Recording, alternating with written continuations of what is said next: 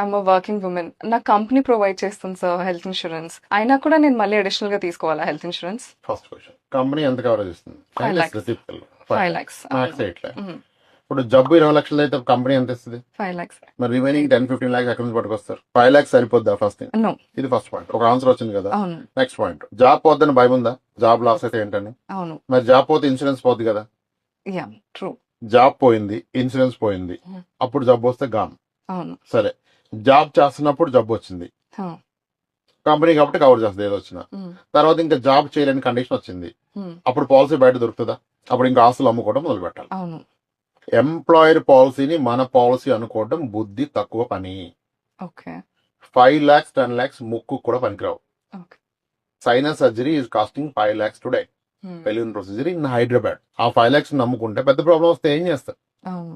This is the biggest mistake employees are doing. 5 lakhs 10 lakhs పిల్లలకు అవుతుంది. Rainbow హాస్పిటల్కి వెళ్ళమని చెప్పండి. నేను పిల్లలు రెయిన్బో హాస్పిటల్కి వెళ్ళి రెయిన్బో హాస్పిటల్ బిల్లింగ్ డెస్క్ వెళ్ళి హైయెస్ట్ డిశ్చార్జ్ అయిన బిల్ ఎంతమ్మా అని అడగండి ఈ రోజు. అప్పుడు చెప్పండి దాంట్లో సగం తీసుకోమని చెప్పండి ఇన్సూరెన్స్. ఎంప్లాయర్ పాలసీ పట్టుకుంటారు. తుమ్మితే ఊడిపోయే జాబ్లు ఇవి.